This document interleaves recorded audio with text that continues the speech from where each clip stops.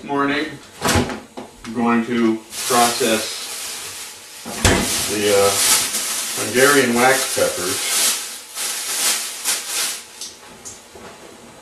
This is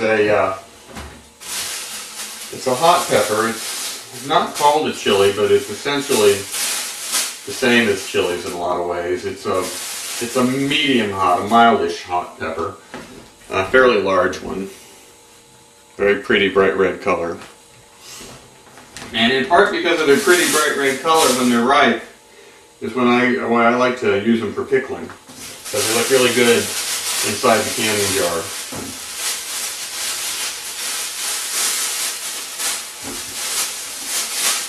So we got a few of them to work with.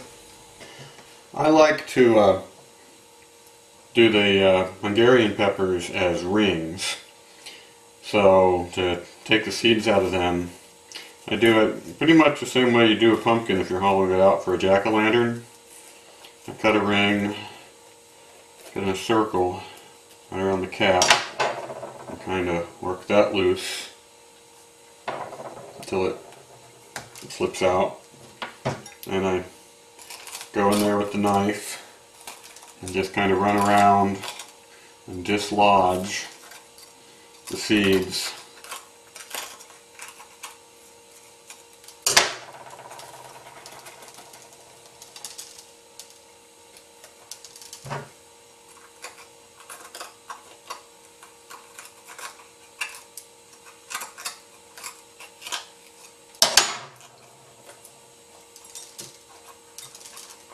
And we have a hollowed out pepper. After the peppers are all hollowed out, we slice them up into rings.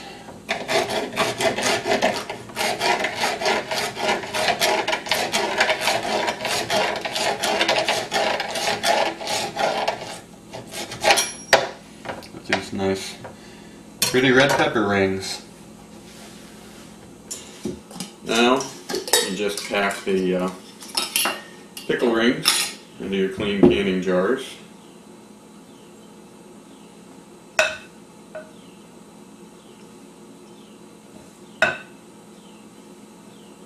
Well, I'm assuming it kind of goes without saying. You're handling all this raw food for canning and pickling that you wash your hands a lot.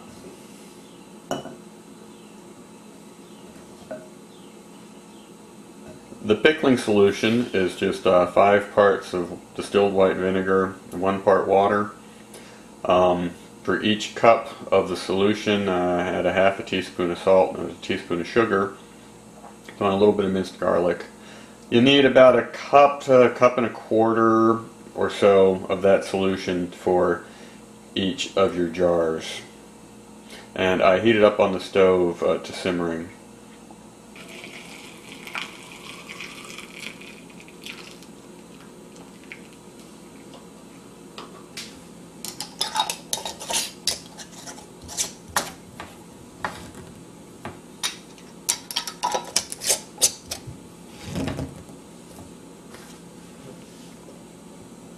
These Serrano peppers, which are a hot pepper, I think I'm gonna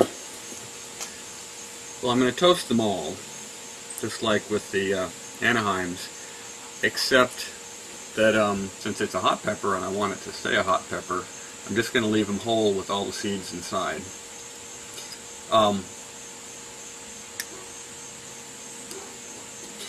The green ones I think I'll freeze. The red ones I'll probably dry.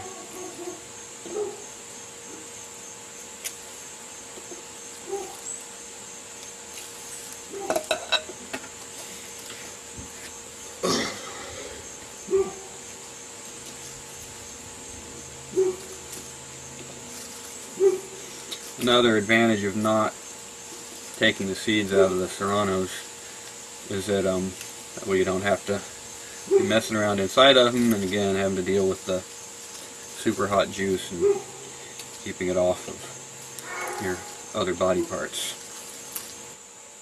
There's the harvest of Serrano peppers from one single plant. So now I just sort through the peppers, pull out ones that have icky spots on them.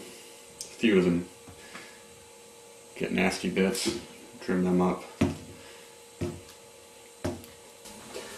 We arrange the peppers out to be toasted, just like with the Anaheims, except of course these are whole, so there's all skin side. So we'll toast them on one side until they're toasted and a little bit charred, then roll them over, toast them on the other side. I'm sorting out the reds from the greens. They'll get the same cooking treatment, but then the reds will be dried and the greens will just be frozen whole. Just to give you an idea of what you might expect to harvest from one single chili pepper plant. Just remember when you're turning them that they are very picante hot, and juices oozing out of them as they cook, so anything that touches them is going to get hot. I'm going to use the electric dehydrator for drying the red chilies, so I'm going to move them straight to the drying. In warm weather, I always set up the dehydrator on the back porch so that it doesn't heat up the house too much. When they're done drying, the Serrano peppers they're firm, not leathery, not quite brittle and crumbly, but pretty dry. The green Serranos, I just slip them in the freezer, and then after they're frozen, transfer them to freezer bags and stick them in the deep freeze. Now at the end of the process we have the cayennes still drying on the vine. That'll take about a week or more for them to finish that. The Hungarian peppers pickled, the dried toasted red Serranos, the frozen bell peppers, red and green, the frozen toasted Serrano peppers, and the frozen toasted Anaheim peppers.